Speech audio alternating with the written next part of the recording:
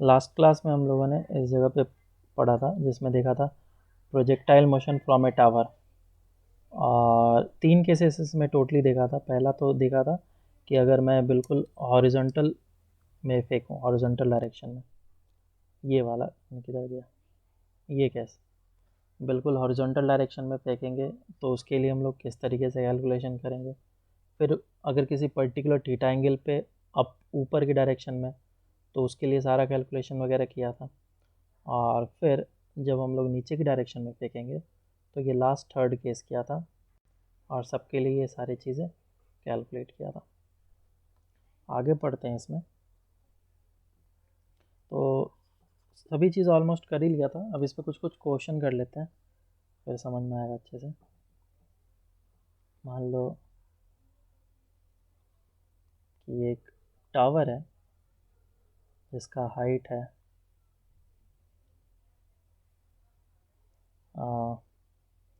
अभी बताता हूँ। इसकी वेलोसिटी इस डायरेक्शन में दे दिया गया, it is 10 metre per second. ठीक है, तो पूछा गया find first time of flight, दूसरा रेंज, तीसरा its speed at half of total time, fourth speed when it reaches the ground। ये सारे पार्ट करने हैं। और दिया गया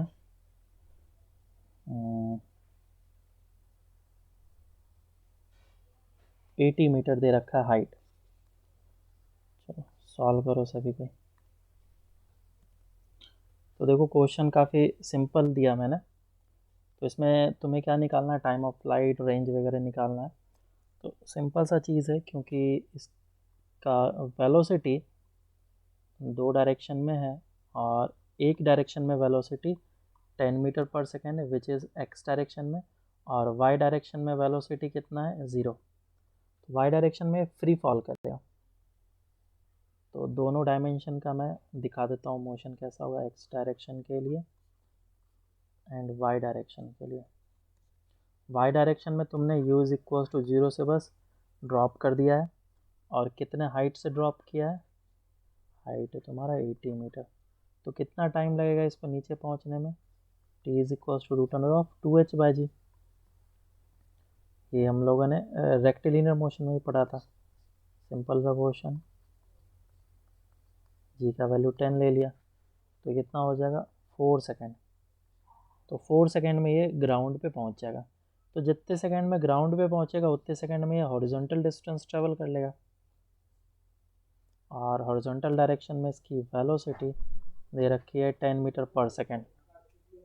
तो डिस्टेंस जो होगा x is equals to v into T होगा। x डायरेक्शन में वेलोसिटी डेट इज 10 और टाइम कितना है, ये 4 सेकेंड। 4 सेकेंड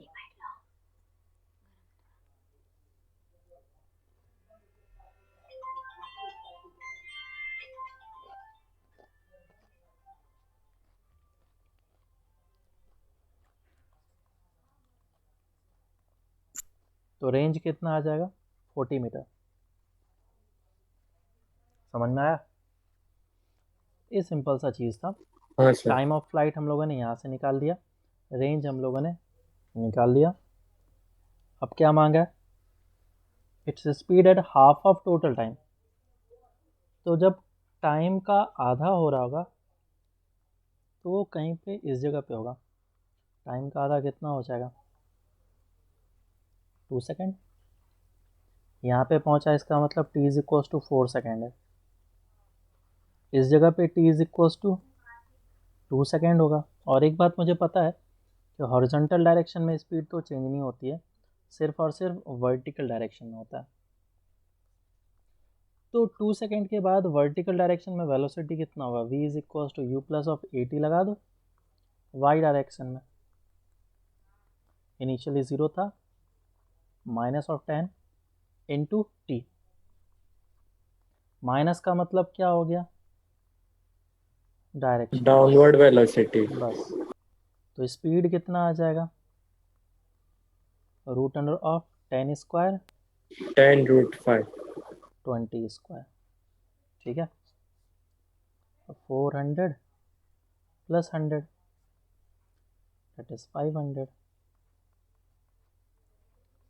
ये आ जाएगा हमारा। अगर तुमसे एंगल पूछा होता कि हॉरिजॉन्टल से कितना बना रहा है, तो tan थीटा हम लोग इस जगह से निकाल सकते थे, which was 20 divided by 10 is equal to 2।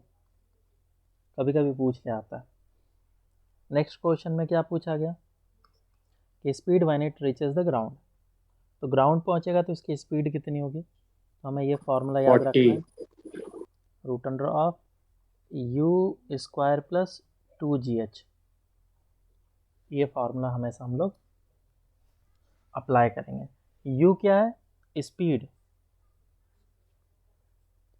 Initial वाली, अभी तो x डायरेक्शन में दिया है सिर्फ, तो रूट अंडर ऑफ 10 दिया था आई थिंक, 10 का स्क्वायर प्लस 2 इंटू जी इंटू एच, हाइट कितना है 80।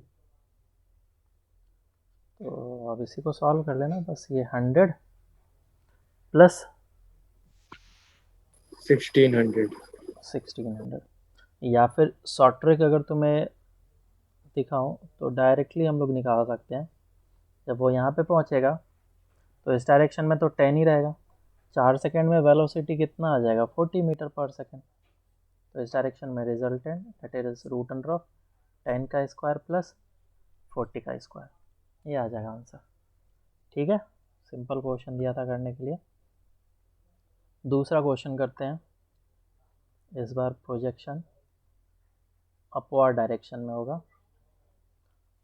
और मान लो कि मैं इस डायरेक्शन में इसको फेंका विद द स्पीड ऑफ कितना ले लें,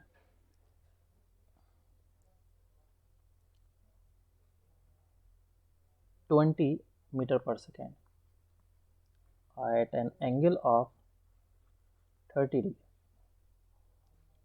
तो ये नीचे गिरा, तो तुम्हें ऊपर जितना चीज़ निकाला है सेम चीज़ इसमें भी निकालना है। फाइंड टाइम ऑफ फ्लाइट, दूसरा रेंज, तीसरा मैक्सिमम हाइट फ्रॉम ग्राउंड, चौथा speed at half of total time, and fifth speed at ground, मतलब ग्राउंड को जब हिट करने वाला होगा तो उस समय इसकी स्पीड कितनी होगी ये निकालना है। इसका हाइट जो है वो दे रखा है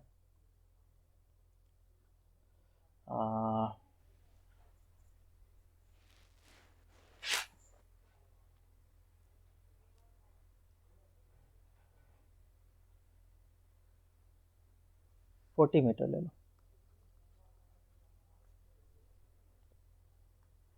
सॉल्व करो। ओके, तो अगर इस क्वेश्चन को देखें तो वापस से इसमें वेलोसिटीज़ वगैरह कुछ इस तरीके से दिए गए हैं, ये ऐसा है, और कितने स्पीड से फेंका गया इसको 20 से at an angle of 30 degree. तो इस डायरेक्शन में इसकी स्पीड होगी 20 cos 30, और परपेंडिकुलर डायरेक्शन में 20 sin 30। 20 sin 30 कितना हो जाएगा 10 मीटर पर सेकेंड, और ये कितना होगा 10 10√3। रूट 3 मीटर पर सेकेंड, और ये करेगा प्रोजेक्टाइल मोशन और इस जगह पे जा करके गिरेगा।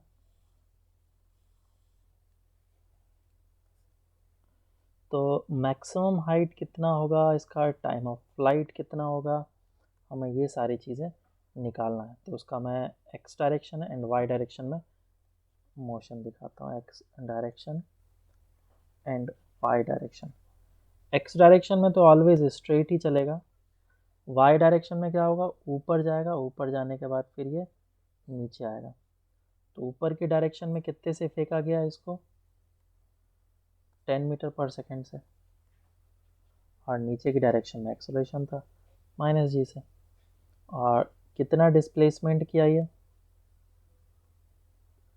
हाइट दे रखा था आई थिंक 40 ना, 40, तो नेगेटिव डायरेक्शन में तो -40 ले लेंगे। अब इसमें S is equal to U T plus half A T square हम लोग अप्लाई करेंगे। एस का वैल्यू -40, यू का value +10t minus half of G T square. तो ये हमारा क्वाड्रेटिक इक्वेशन बना। और जब इसको सॉल्व करते हैं तो टाइम कितना निकल के आता है बताओ, 4 सेकेंड 4 seconds. है ना, 4 सेकेंड हमें टाइम मिलता है। तो उतने टाइम में ये कुछ आगे का डिस्टेंस ट्रेवल कर लेगा। So range will be equals to horizontal direction की speed into multiplied by the time. U x कितना है, एक्स डायरेक्शन में 10√3 था, और टाइम कितना लगा 4, क्या आ जाएगा 40√3 metre. So this will be the range. और क्या मांगा है इसमें, maximum height from the ground. तो ये हाइट कितना होगा निकाल लो, तो मैक्सिमम हाइट हमें पता चल जाएगा, क्योंकि ये तो 40 है। तो एच कितना होगा बोलो, एच निकालना 45. आसान है, क्यों, क्योंकि ये ग्राउंड टू ग्राउंड प्रोजेक्शन का हाइट है। तो 2 times of U Y square divide by 2g, 2 को ऊपर से हटा देता हूँ मैं, U square divide by 2g। Value को पुट कर लेता हूँ, वाई डायरेक्शन में वेलोसिटी कितना था 10 डिवाइड बाई 2 इंटू 10, कितना आ जाएगा 5 मीटर। तो maximum height that will be equals to 40 plus 5 is equals to 45 metre. और क्या मांगा है, speed at half of total time. तो टोटल टाइम ट्रेवल कितना करा, 4 सेकेंड, उसका आधा कितना हो जाएगा, t is equals to 2 second पे मुझे स्पीड निकालना है। अगर तुम देखो तो 4 सेकेंड का आधा, ये ऐसा मोशन किया है, 1 सेकेंड में तो ये ऊपर चला जाएगा, और दूसरे सेकेंड में वो वापस से बिल्कुल इसी लेवल पे पहुंच जाएगा। तो जब ये इस लेवल पे पहुंचेगा तो यहाँ पे मुझे इसकी स्पीड पता है 10√3, और ये 10, तो यहाँ पे आ जाएगा 10√3, और इस डायरेक्शन में आ जाएगा 10। तो इस डायरेक्शन में स्पीड हमें निकल के आ गया, that is 20 metre per second. Simple, आसान था। अगर किसी को ना पता चल रहा हो कि t इज इक्वल्स 2 सेकेंड पे शॉर्ट ट्रिक कैसे लगाए, तो ये भी है, v minus U is equals to AT वाला फार्मूला y डायरेक्शन में लगा देना, और इधर से final velocity in y direction निकाल लेना, वो आ जाएगा -10 मीटर पर सेकेंड। तो इधर से आंसर आ जाएगा। और क्या मांगा है, ग्राउंड पे स्पीड कितनी होगी। तो ग्राउंड पे जब वो पहुंचेगा तो उसकी स्पीड कितनी होगी, पहले ही हम लोगों ने स्पीड का फार्मूला देखा हुआ था। एक इस डायरेक्शन में 10√3, और इस डायरेक्शन में कितना का 4 सेकेंड लगा, तो 10, 30. 0, फिर 10, और फिर यहाँ पे पहुँचेगा 2 सेकेंड के लिए ये ट्रेवल करेगा, तो हो जाएगा 30 मीटर पर सेकेंड। तो इस डायरेक्शन में स्पीड कितना आएगा, 30 का स्क्वायर प्लस 10√3 का होल स्क्वायर। या फिर दूसरे तरीके से कर लो, that speed is equals to root under of you square plus 2gh, ये तरीका भी है, और इससे भी आंसर वही आएगा। u कितना, ये वाला लेंगे, क्योंकि इस डायरेक्शन में जितने स्पीड से फेंका गया है उसे लेना है। कितने स्पीड से फेंका गया था, 20 से, तो 20 का स्क्वायर प्लस 2 इंटू जी इंटू एच। एच कितना था हमारा, कितना एच था, 40 था ना, इस तरीके से हम लोग आंसर निकाल लेंगे इसको। ओके, तो ये चीज़ हो गया। एक डाउन प्रोजेक्शन कर लेते हैं।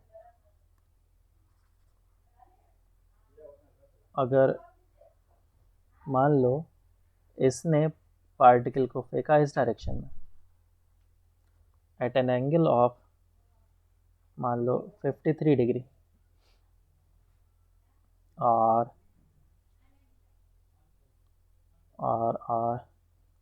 25 मीटर पर सेकेंड है इसकी स्पीड। तो ये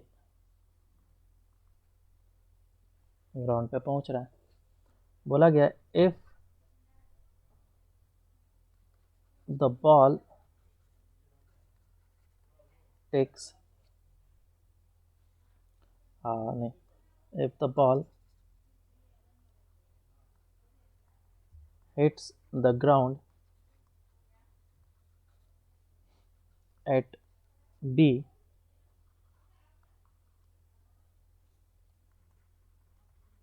then find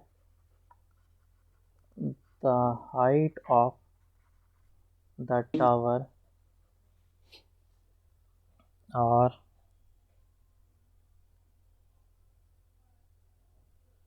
ये जो डिस्टेंस दे रखा है इट इज़ 30 मीटर दिया हुआ है, height of the tower, and also find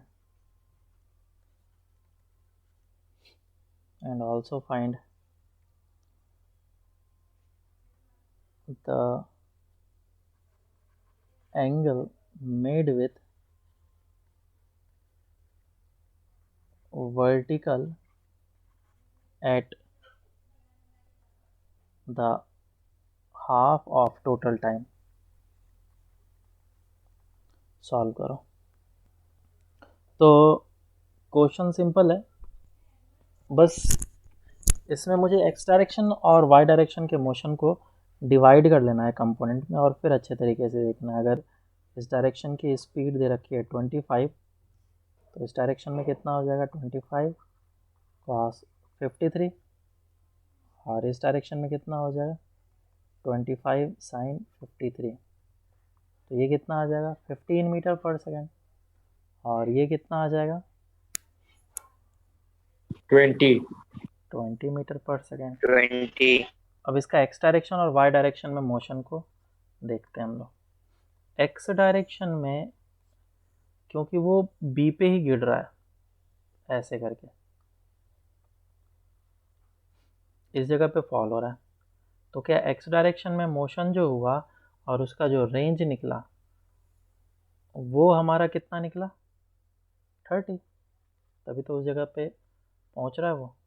और यू एक्स डायरेक्शन में 15 दे रखा है, सो टाइम ऑफ फ्लाइट कितना निकल गया 2 सेकेंड। 2 seconds 2 सेकेंड तक ये मूव करेगा। दूसरा चीज़ इसमें क्या मांगा है कि 1 सेकेंड पे हाफ टाइम बोला है ना, तो 1 सेकेंड पे इसका एंगल कितना होगा। तो t is equal to 1 second पे वो इस जगह पे होगा कहीं पे।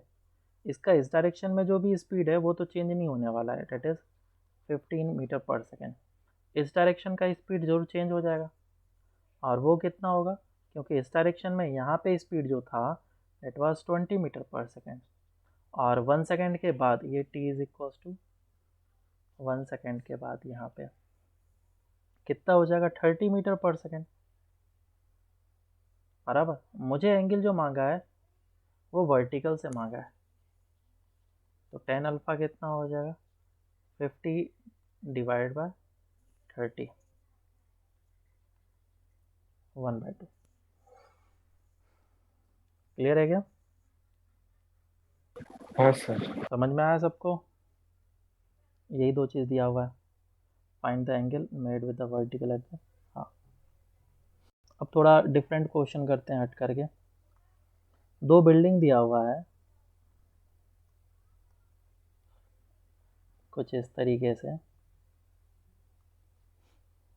और दोनों बिल्डिंग में दो स्टूडेंट रह रहे हैं। एक स्टूडेंट इस जगह पे रह रहा है और एक स्टूडेंट इस जगह पे रह रहा है, और ये स्टूडेंट बालकनी में आकर के इससे बात कर रहा है। इन दोनों के बिल्डिंग के बीच का जो डिस्टेंस दिया हुआ है दैट इज़ 60 मीटर, और ये जो हाइट दिया गया है ये 100 मीटर दिया गया है, और ये जो लेंथ दिया गया है दैट इज़ 20 मीटर। तो ये जो पर्सन है इस जगह से बॉल को फेंकना चाहता है हॉरिजॉन्टल डायरेक्शन में। सो बोला कितना स्पीड से फेंके ताकि पर्सन भी आराम से उसको कैच कर ले, या फिर वो जो स्टूडेंट भी है वो कैच कर ले। ठीक है, तो मैं यू निकालना है कितना होना चाहिए ताकि वो बी के पास पहुंच जाए। सॉल्व करो। तो देखो इसमें जो हाइट दे रखा है वो प्रोजेक्टाइल मोशन ही हो रहा है काइंड ऑफ।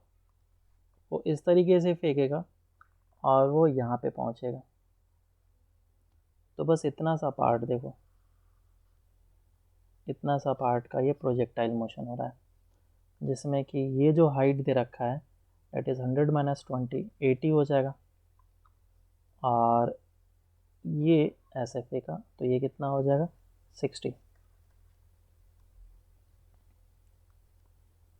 और इसको इतने स्पीड से फेंकना है ताकि यहाँ पे पहुँच जाए। अब तो एक बात तय है कि जितने स्पीड से फेंकेगा हॉरिजॉन्टल डायरेक्शन में वो तो चेंज होने वाला नहीं, वो उतना ही रहेगा। तो डेट मीन्स एक्स डायरेक्शन में रेंज जो हो गया वो इतना हो जाएगा, एक्स डायरेक्शन की वेलोसिटी इनटू टाइम। रेंज हो जाएगा तुम्हारा 60, एक्स डायरेक्शन में वेलोसिटी कितना है जो कि मुझे निकालना है, और टाइम कितना लगा वो भी निकालना है, हमें नहीं पता है। कैपिटल टी डाल के रखो, स्मॉल टी। ये चीज़ हो गया पहला। दूसरा वाई डायरेक्शन की बात कर लेते हैं हम लोग। तो वाई डायरेक्शन में क्योंकि ये जस्ट नीचे गिरेगा तो u इज इक्वल टू 0 होगा वाई डायरेक्शन में, और कितना डिस्टेंस नीचे जाएगा 80 मीटर का। तो फार्मूला अप्लाई कर लो, s is equal to U T plus half of 80 square वाला। s कितना हो जाएगा -80, u0 minus half of G T square. तो नीचे जब वो पहुंचेगा तो उसके लिए कितना टाइम लग रहा है, कितना टाइम आ रहा है बताओ, 4 सेकेंड। तो 4 सेकेंड में उतना आगे भी जाएगा, तो वैल्यू पुट कर लेता हूँ मैं। तो यू एक्स जो आ जाएगा वो 60 डिवाइड बाय 4 आ जाएगा। तो इधर से हमारा आंसर आ गया, that is 15 metre per second. आया ना? हाँ सर। ओके, तो ये हम लोग का आंसर आ जाएगा। तो कॉन्सेप्ट वाइज हम लोग को काम करना है। कॉन्सेप्ट एक बार अच्छे तरीके से आ गया फिर इस टाइप के कैसे भी क्वेश्चन आए बन जाएगा। एक और क्वेश्चन करते हैं। इसका डेटा मुझे ठीक से नहीं पता है, ट्राई करते हैं। चलो, क्वेश्चन ऐसा है कि ये एक साइकिलिस्ट है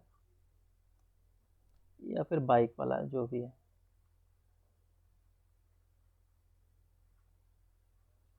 और वो इस डायरेक्शन में जा रहा है। ये एससीबी का क्वेश्चन है काइंड ऑफ, और ये बीच में जो है खाई है, मतलब गड्ढा है काइंड ऑफ, और ये थोड़ा सा नीचे,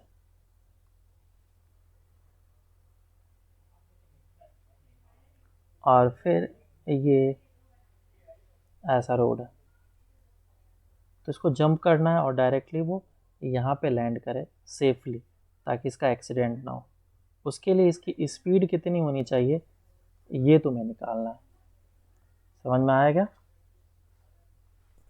तो उसके लिए डिस्टेंस वगैरह दे रखा है, कुछ ऐसा है। यहाँ से एक मिनट, एंगल वगैरह दे रहा हूँ मैं। ये एंगल है। तो देखो मैं वापस से एक बार क्वेश्चन बोल देता हूँ।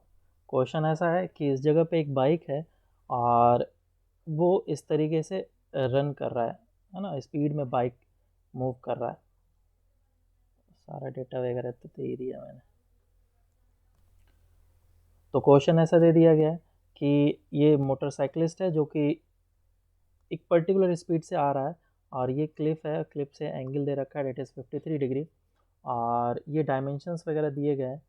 क्लिफ जो है वो 45 मीटर के हाइट पे है और इन दोनों के बीच का जो डिस्टेंस है वो 75 मीटर है और ये जो डिस्टेंस है that is 30 metre per second. तो पूछा गया कि इसकी मिनिमम स्पीड कितनी होनी चाहिए ताकि वो सेफली इस जगह पे लैंड कर जाए।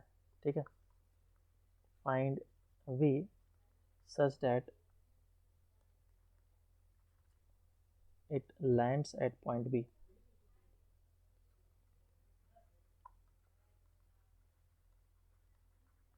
सॉल्व करो।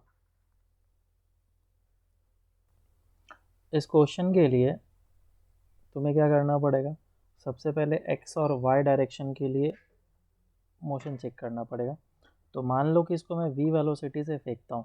अगर v वेलोसिटी से ये जाएगा तो इस डायरेक्शन में इसकी स्पीड हो जाएगी v cos 53 और इस डायरेक्शन में कितनी हो जाएगी v sin 53, है ना। तो ये इसका मैंने निकाल दिया कंपोनेंट। अब x डायरेक्शन में ये जो मोशन करेगा उसमें ये सिर्फ और सिर्फ इस डायरेक्शन में जाएगा। तो x डायरेक्शन में इसका रेंज कितना है 75। तो रेंज आ गया 75। तो इसको मैं लिखूंगा 75 is equals to x direction की velocity which is u cos 53 कितना 3/5 इंटू टाइम। अब अगर मैंने इसको y डायरेक्शन में देखा तो ये ऊपर की डायरेक्शन में जाएगा फिर नीचे की डायरेक्शन में आएगा। तो मुझे इक्वेशन लगाना पड़ेगा s is equals to U T plus half of A T square. S का वैल्यू कितना हो जाएगा, अगर यहाँ पे हम लोग देखें तो 45 माइनस ऑफ 30, इतना ही तो डिस्टेंस इसको नीचे जाना पड़ेगा। तो 45 माइनस 30 कितना हो गया 15, वो भी माइनस के डायरेक्शन में। इनिशियल स्पीड कितना which was v sine 53। v sine 53 कितना होगा, v का वैल्यू निकालना है, साइन 53 इज 4/5 और minus half of G T square 10 into T square. इधर से टाइम निकाल करके हम लोग इस जगह पे पुट कर लेते हैं। ये टाइम कितना आ जाएगा 75 into 5 divided by 3 v put कर लेते हैं। -15 is equals to 4v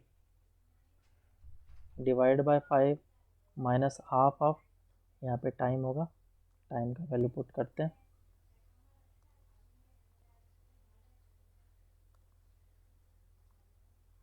that is 3 से कट कर लो, कितना आ गया ये 25 इंटू 5 डिवाइडेड बाय v। तो ये 5 5 cancel out, v cancel out हो जाएगा, -5 T square 75 into 5 divide by 3v का होल स्क्वायर। अब इसी को सॉल्व करना है हमें।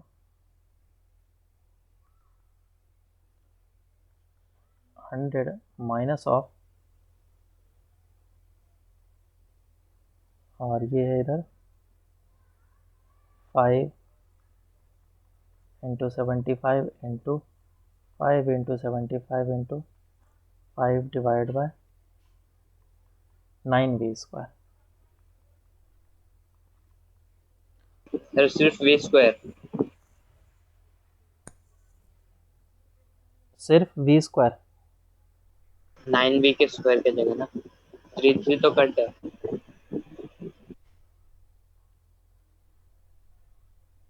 टी स्क्वायर है ना, तो यहाँ पे टाइम पुट करेंगे ना।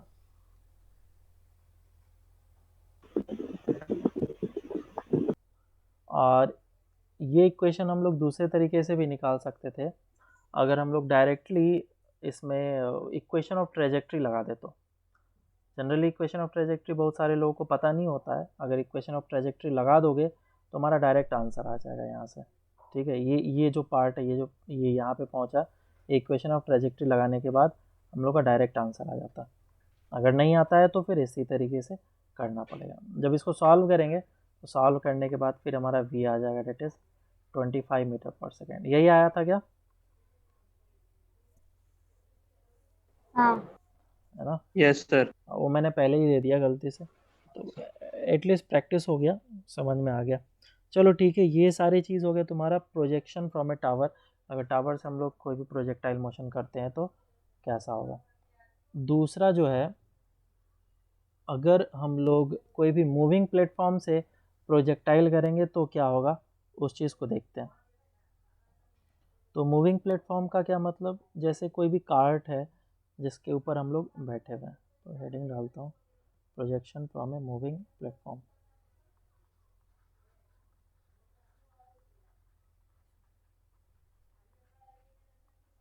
फ्रॉम ए मूविंग प्लेटफॉर्म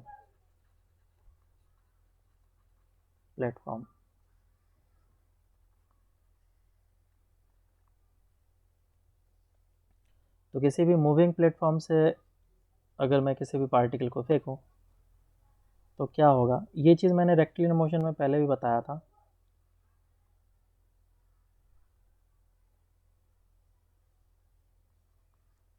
कि जो भी वेलोसिटी होती है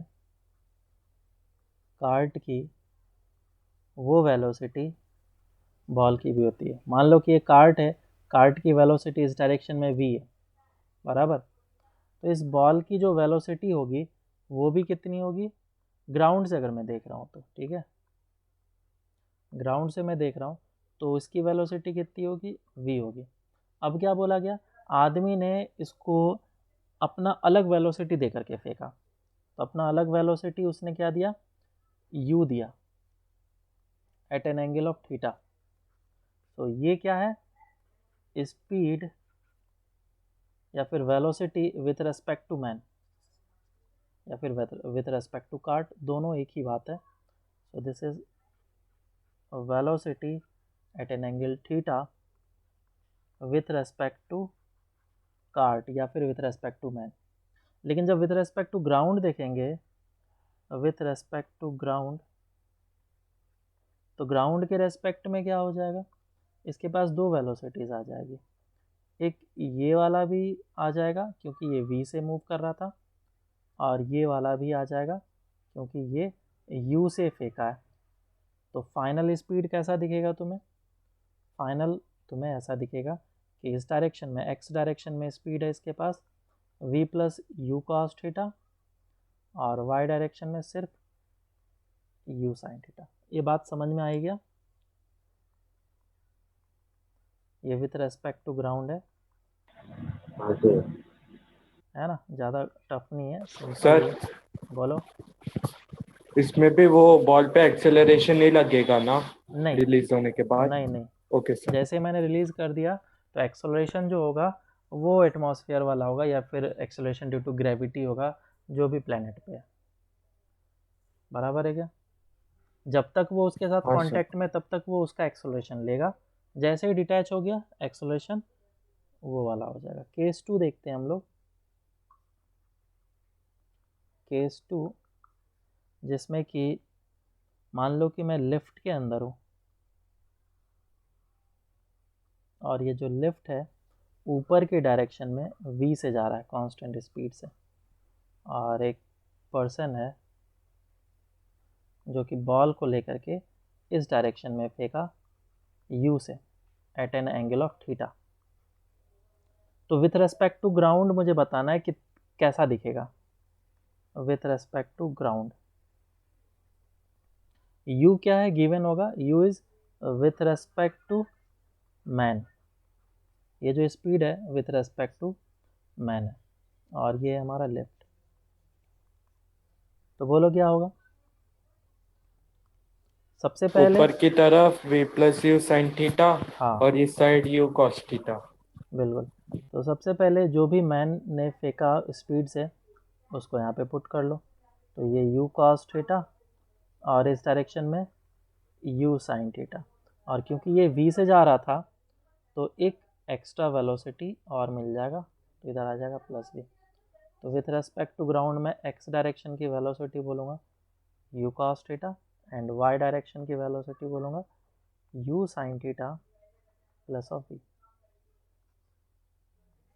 ये चीज़ ठीक है। अब केस थर्ड देखते हैं, जिसमें कि सबसे कॉम्प्लिकेटेड केस लेते हैं। मान लो कि एक कालीन है, कालीन का मतलब तो जानते ही होगे, वो अलादीन वाला चादर, जिसमें कि वो किसी भी डायरेक्शन में मूव कर सकता है हवा में, और कोई भी एक पर्सन है जो कि बॉल को लेकर के इस डायरेक्शन में फेंका at an angle of theta horizontal से, और ये जो कालीन है वो इस डायरेक्शन में जा रहा था।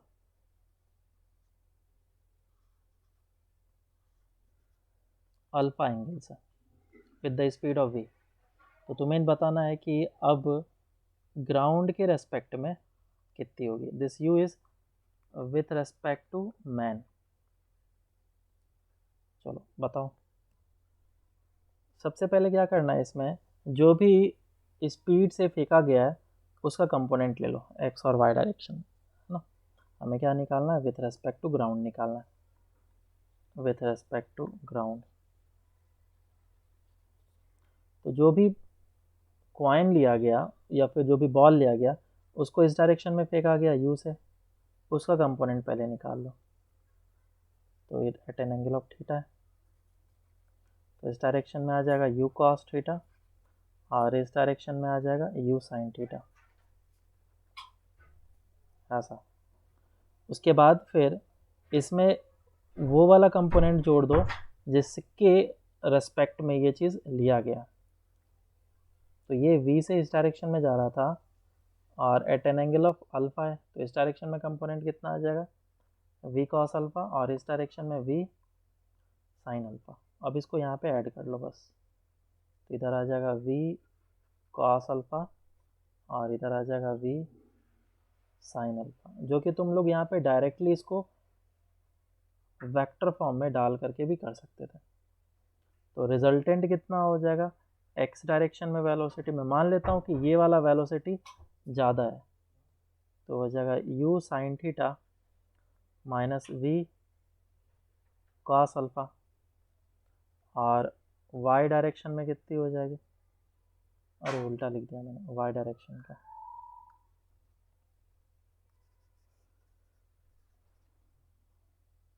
मैग्नीट्यूड में लिख रहा हूँ सिर्फ, ठीक है, ये वाला मैग्नीट्यूड में ज़्यादा है, तो u cos theta minus of v sin alpha, ये आई कैप हो जाएगा। और y डायरेक्शन में अगर इसको मैं मैग्नीट्यूड में ज़्यादा बोला हूँ तो ऐसा हो लिखूँगा मैं इसको, u sin theta minus of v cos alpha, और ये आएगा माइनस ऑफ जे कैप, क्योंकि डायरेक्शन तुम्हें नीचे दिया है तो माइनस जे कैप देना पड़ेगा। खैर ये तो फिर हमारा प्रोजेक्टाइल मोशन होगा, तो हम लोग खुद ही समझ जाएंगे कि इसकी वेलोसिटी स्पीड इस डायरेक्शन में इतनी है, और इस तरीके से करेंगे। सबको क्लियर है क्या, समझ में आया सबको। तो यस सर। मान लो कि एक ट्रेन है, और वो जो ट्रेन है कांस्टेंट स्पीड से आगे की डायरेक्शन में जा रहा था, तो और तुम किसी भी एक बॉगी में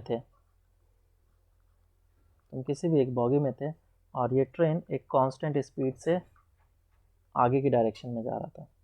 तुमने क्या किया, एक बॉल लिया और इसको ऊपर की डायरेक्शन में फेंका with respect to yourself, ठीक है, वर्टिकली अपवर्ड डायरेक्शन में with respect to yourself, vertically upward direction. तो जब ये बॉल गिरेगा तो तुम्हारे लेफ्ट में गिरेगा या तुम्हारे राइट में गिरेगा या फिर तुम्हारे ऊपर ही गिरेगा, तुम्हें ये बताना है। ये है हमारा लेफ्ट, ये है राइट, या फिर तुम्हारे ऊपर, तुम्हें ये बताना है। ठीक है, तुमने बॉल को ऊपर फेंका, उसके बाद फिर बॉल वापस से नीचे आएगी और ट्रेन कांस्टेंट स्पीड से चल रही है। तो देखो इस क्वेश्चन में क्या है, मोशन हो रहा है, और मैं अगर इसको ग्राउंड के रेस्पेक्ट में देखूं तो इसका मोशन कैसा दिखेगा, इसको डिटेल्ड में हम लोग समझते हैं। पहले मैं देखता हूँ विथ रेस्पेक्ट टू ट्रेन। अगर ट्रेन के रेस्पेक्ट में देखेंगे तो इस बॉल के पास सिर्फ और सिर्फ ऊपर की डायरेक्शन में स्पीड होगी u, और ये सिर्फ ऊपर जाएगा, ऊपर जाने के बाद फिर नीचे आ जाएगा, और ये पर्सन जो भी होगा वो आराम से उसको कैच कर लेगा। ना तो ये लेफ़्ट जाएगा ना तो ये राइट जाएगा, बिल्कुल वो आराम से कैच कर लेगा। क्योंकि ट्रेन में तुम कभी भी कॉइन को, या फिर बॉल तो होगा नहीं, कॉइन को उछाल करके देख लेना, उसको तुम आराम से कैच कर लोगे, गिवन हो कि वेलोसिटी कांस्टेंट है। विथ रेस्पेक्ट टू ग्राउंड देखते हैं कैसा होगा। विथ रेस्पेक्ट टू ग्राउंड अगर देखेंगे तो इसके पास जो स्पीड होगा, एक तो ऊपर की डायरेक्शन में u होगा और एक हॉरिजॉन्टल डायरेक्शन में v भी होगा। इसका मतलब इसके पास स्पीड ऐसा है, तो ये करेगा प्रोजेक्टाइल मोशन। तो मोशन का वेरिएशन हो रहा है अगर फ्रेम ऑफ रेफरेंस हमारा चेंज होगा। तो यहाँ पे फ्रेम ऑफ रेफरेंस क्या है, ग्राउंड। ग्राउंड पे बैठ करके कोई भी बंदा इसको कॉइन को देखने की कोशिश कर रहा है, तो ये क्या बोलेगा कि इसका मोशन एक पैराबोलिक मोशन हो रहा है, पैराबोलिक मोशन हो रहा है। लेकिन ट्रेन के अंदर कोई भी पर्सन या फिर ऑब्जर्वर होगा, वो देखेगा तो क्या बोलेगा, इसका स्ट्रेट लाइन मोशन हो रहा है। समझ में आया क्या? इस बात को ध्यान रखना कि यहाँ पे जो हमारा मोशन है वो अलग अलग तरीके से चेंज होगा अगर हमारा फ्रेम ऑफ रेफरेंस चेंज होता है। तो ग्राउंड के रेस्पेक्ट में एक प्रोजेक्टाइल मोशन करते हुए दिखेगा, लेकिन अगर तुम ट्रेन के अंदर ही देखोगे तो वो एक स्ट्रेट लाइन मोशन करेगा। बराबर है क्या? अगर इसी केस में तुमसे बोल दिया जाए कि ट्रेन जो है एक्सलरेट कर रहा था पीछे की डायरेक्शन में, सेकेंड केस दे देता हूँ। इसी केस में ये जो ट्रेन था v इस डायरेक्शन में था और ये रिटार्ड कर रहा था, मतलब एक्सेलरेशन पीछे की डायरेक्शन में था, और ये पर्सन ने इस कॉइन को u से फेंका विथ रेस्पेक्ट टू हिमसेल्फ। तो इस बार तुम्हें बताना है कि ये आगे गिरेगा, पीछे गिरेगा, खुद के ऊपर गिरेगा, लेफ्ट, आगे आगे सर, राइट, या फिर खुद के ऊपर। Right right right right. तो इस बार वो गिरेगा राइट में, है ना? क्यों? क्योंकि हुआ इस तरीके से कि जब मैं विथ रेस्पेक्ट टू मैन ही देखूंगा तो विथ रेस्पेक्ट टू मैन में थोड़ा अलग चेंजेस आएंगे। इसके पास स्पीड सिर्फ ऊपर के डायरेक्शन में होगा u, लेकिन जो ट्रेन होगा वो ट्रेन खुद रुक रहा है, ये ट्रेन खुद रुक रहा है, उसकी स्पीड कांस्टेंट नहीं है। अगर मैं ग्राउंड के रेस्पेक्ट में देखूं तो अच्छे तरीके से समझा पाऊंगा। विथ रेस्पेक्ट टू ग्राउंड, तो जब भी विथ रेस्पेक्ट टू मैन या फिर विथ रेस्पेक्ट टू ट्रेन बोलते हैं तो इस पे भी रिटार्डेशन हम लोग डाल देते हैं, इसका एक्सेलरेशन आगे कर देते हैं और इसकी स्पीड ऐसे ही रहने देते हैं, तो एक्सेलरेशन हमारा इसके पास जुड़ जाता है। इस तरह के फ्रेम को हम लोग non inertial frame of reference बोलते हैं। तो हम लोग पढ़ेंगे जब तो हम लोग को समझ में आएगा। अभी यहाँ पे देखते हैं विथ रेस्पेक्ट टू ग्राउंड में कैसा दिखेगा। विथ रेस्पेक्ट टू ग्राउंड में ये जो बॉल है इसके पास दो वेलोसिटी, क्योंकि तुमने फेंक दिया है उसी समय इसके पास ये दोनों वेलोसिटीज थी, लेकिन जो ट्रेन है वो तो रिटार्ड कर रहा है, ये v वेलोसिटी से जा रहा था, तो ये अगर एक्सेलरेशन रिटार्डेशन नहीं होता तो ये इस तरीके से मोशन करके जाता, और इसके नीचे पॉइंट A है तो ये पॉइंट भी क्योंकि v वेलोसिटी से मूव करते जा रहा है तो ये भी मूव करते जाता। तो हर एक इंस्टेंट ऑफ टाइम पे जो पॉइंट A है ऑलवेज कॉइन के नीचे होता, या फिर बॉल के नीचे होता है ऑलवेज। क्यों? क्योंकि ये हमारा कांस्टेंट है। लेकिन सोचो अगर ये रिटार्ड कर रहा है तो, अगर इसका रिटार्डेशन हो रहा है तो ये v तो अब कांस्टेंट नहीं रहेगा, बराबर। इस बार कितना डिस्टेंस ट्रेवल करेगा? वो यहाँ तक पहुँचेगा, फिर वो यहाँ तक पहुँचेगा, फिर वो यहाँ तक पहुँचेगा, फिर वो यहाँ तक ही पहुँच के रह जाएगा। तो इतना सा गैप रह जाएगा, मतलब कि पर्सन इस जगह पे होगा और कॉइन गिरेगा इस जगह पे, बराबर है क्या? हाँ सर।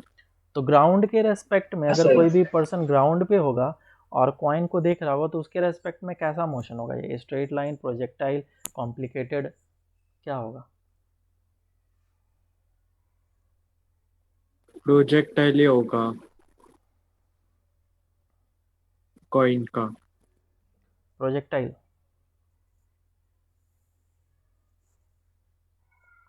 हाँ सर।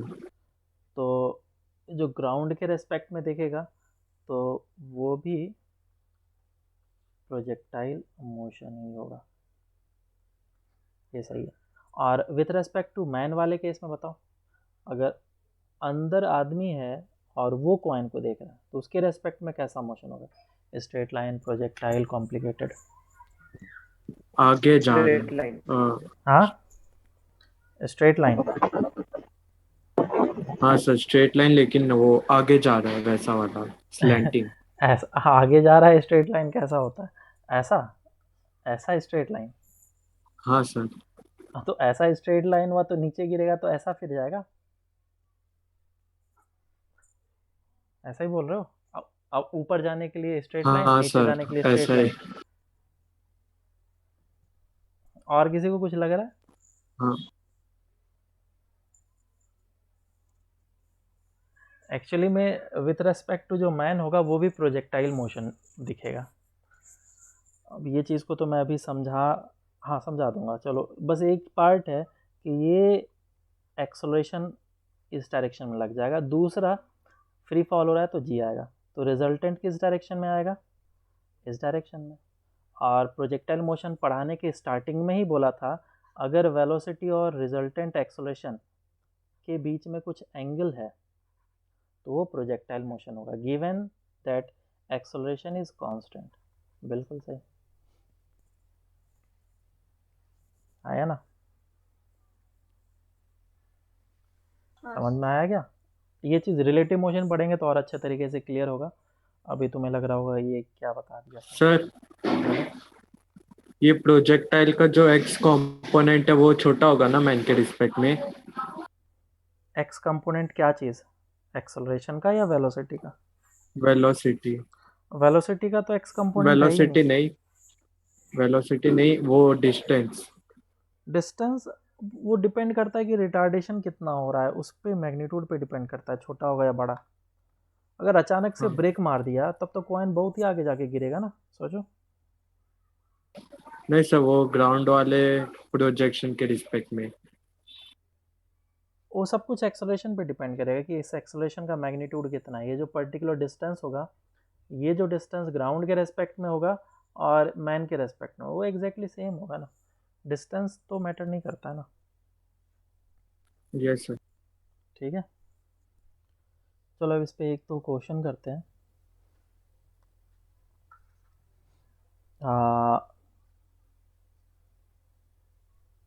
मान लो कि क्वेश्चन कुछ ऐसा है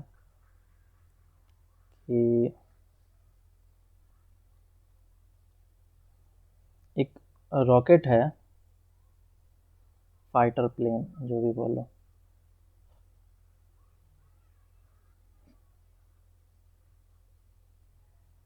वो इस तरीके से जा रहा था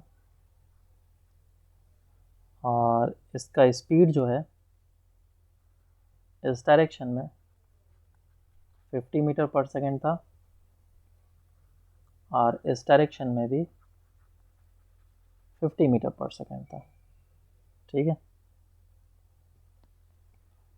और जिस समय इसने बॉम्ब को ड्रॉप किया, इसने क्या किया? बॉम्ब को ड्रॉप किया, और जिस समय इसने ड्रॉप किया उस समय जो हाइट था ग्राउंड से वो था 1000 मीटर। तो पूछा गया कि इस P पॉइंट से कितने डिस्टेंस पे जाकर के बॉम्ब गिरेगा। ठीक है, find the distance from P where the bomb will hit the ground। करो सॉल्व। तो यहाँ पे मैं वैल्यूज़ वगैरह दे रखा है, तो इसका x डायरेक्शन और y डायरेक्शन में इंडिविजुअल मोशन करेंगे। अगर ये इंडिविजुअल मोशन कर निकाल लेंगे तो फिर हमारा काम बहुत ही आसान हो जाएगा। x डायरेक्शन में ये सिर्फ और सिर्फ 50 मीटर पर सेकेंड से जा रहा है और y डायरेक्शन में 50 मीटर पर सेकेंड से जा रहा है, और हाइट कितना है